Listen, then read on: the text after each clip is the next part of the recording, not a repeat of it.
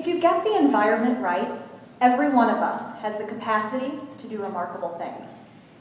I'd like you all to think for just a minute about a few things you love about your workplace. Just go ahead, brainstorm. What is it you absolutely love about where you work? Now, I'm willing to bet that most of the things you thought about were intangibles, things that you can't see or touch, like maybe the great people that you work with or the meaningful work that you do. Chances are you didn't mention the foosball table or the gourmet cafe, because if you did, you're kind of missing the boat on what it takes to make a great place to work. That place where people literally can't wait to come to work every day. So stick with me, a couple more minutes, take a quick little journey with me.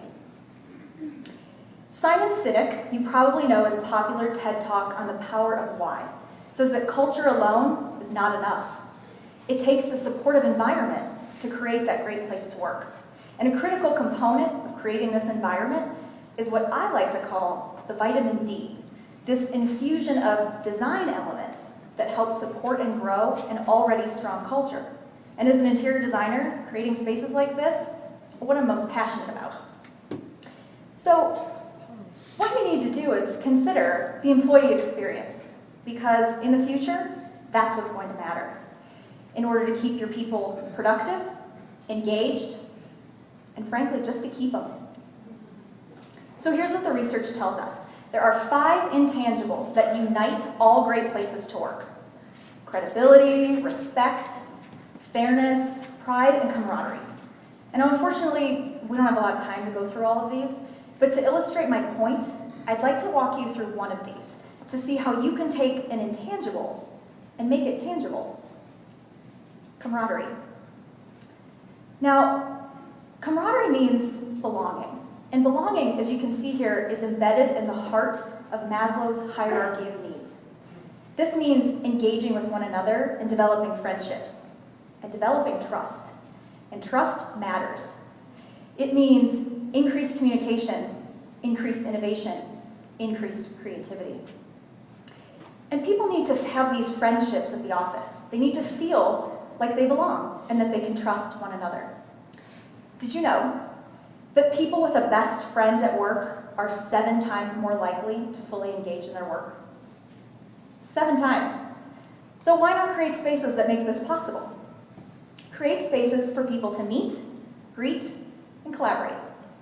And when I say meet, please let me be clear, I don't mean this, ever.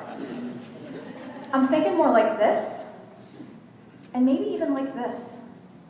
Things like shade structures, grills, movable tables and chairs are fantastic ways for people to build this camaraderie in a casual setting. And it satisfies a wellness benefit too, by getting people outside. Okay, who doesn't love an office birthday?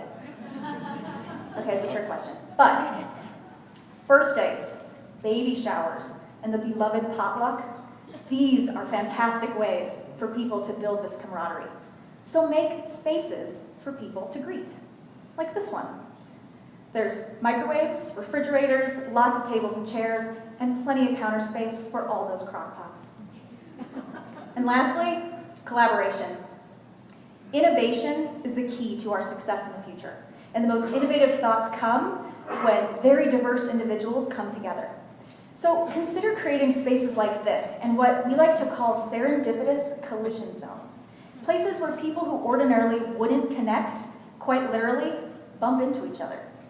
And use things like whiteboards, comfortable seating, so people want to linger and they can get their thoughts out.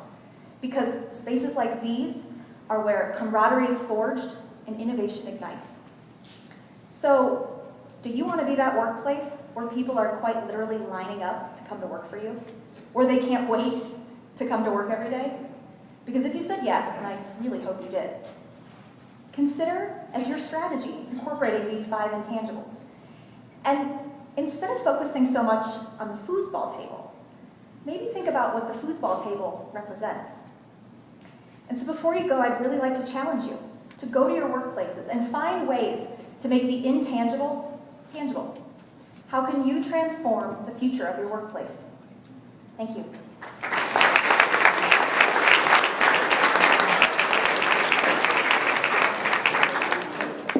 Okay, so how many people on their yellow card have